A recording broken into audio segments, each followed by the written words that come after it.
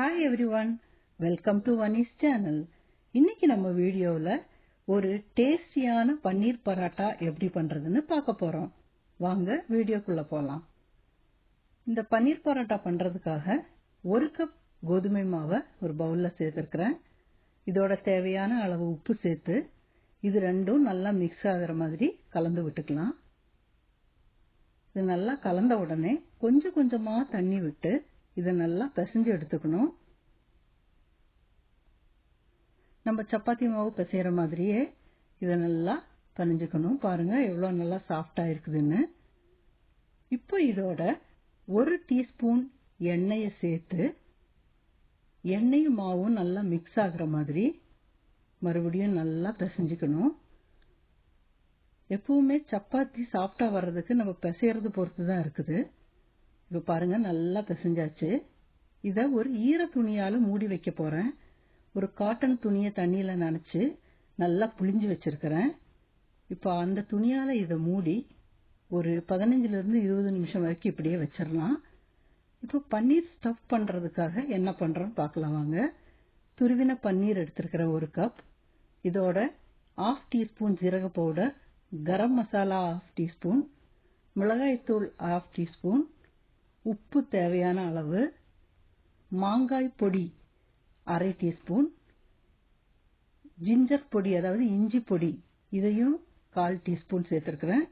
இதோட பொடியாக நறுக்கின புதினா சேர்த்திருக்கிறேன். இது எல்லாத்தையும் சேர்த்து நல்லா கலந்துடலாம்.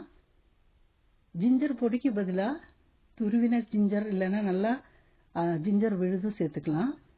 இப்போ இதோட கொத்தமல்லி தழை பொடியை நறுக்கி வச்சது சேர்த்து நல்லா கலந்து விட்டுக்கலாம். இப்போ நம்ம ஸ்டஃபிங் ரெடி ஆயிடுச்சு. பாருங்க மாவு எடுத்து பார்க்கலாம். இப்போ நல்லா சாஃப்ட் ஆயிடுச்சு. அதுல இருந்து சின்ன சின்ன உருண்டைகளா எடுத்துக்கிறோம்.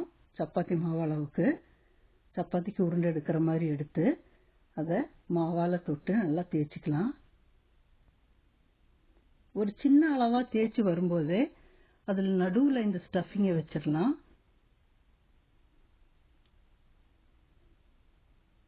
இப்போ இதை அப்படியே உருண்டையே எடுத்துக்கணும். சுத்தி எடுத்து அந்த சுருட்டி எடுக்கும்போது மேல் பகுதியில் எக்ஸ்ட்ரா வரும் இல்லைங்களா, அதை நம்ம தனியா பிச்சு எடுத்துக்கலாம். அதை மாவோட சேர்த்து அடுத்த சப்பாத்தி செய்யும்போது யூஸ் பண்ணிக்கலாம்.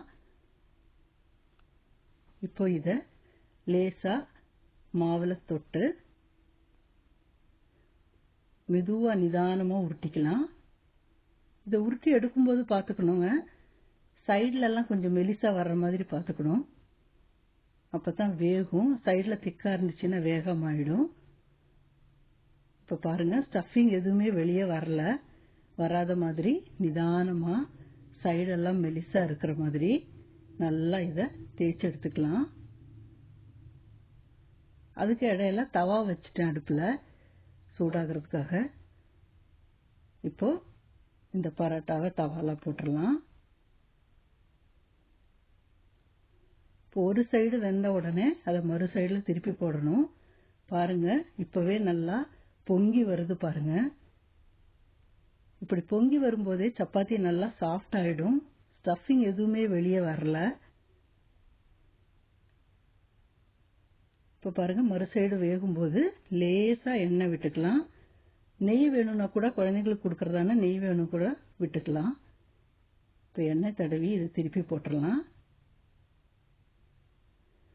திருப்பி போடும்போது நான் பாருங்க எண்ணெய் தடவலை. ஏன்னா திருப்பி மறுபடியும் இதை திருப்பி போடும்போது அந்த அடிப்பகுதியில தவால ஒட்டி இருக்கிற எண்ணெயே இதுல படும். அதனால நான் மறுபடியும் எண்ணெய் சேர்க்க போறது இல்ல. பாருங்க இப்ப திருப்பி போட்டேன். சைடு எல்லாத்தையும் கொஞ்சம் அமுத்தி விட்டுக்கலாம். நல்லா வெந்துடும். பாருங்க தவால இருந்த எண்ணெய் அடிப்பக்கத்துலயும் ஆயிருக்குது. இப்போ நம்ம பன்னீர் பரோட்டா பாருங்க ரெடி ஆயிடுச்சு. இந்த ரெசிபியை நீங்களும் ட்ரை பண்ணி பாருங்க. உங்களுக்கு இந்த வீடியோ பிடிச்சிருந்ததுன்னா லைக் பண்ணுங்க, கமெண்ட் பண்ணுங்க, சப்ஸ்கிரைப் பண்ணுங்க. Thank you for watching.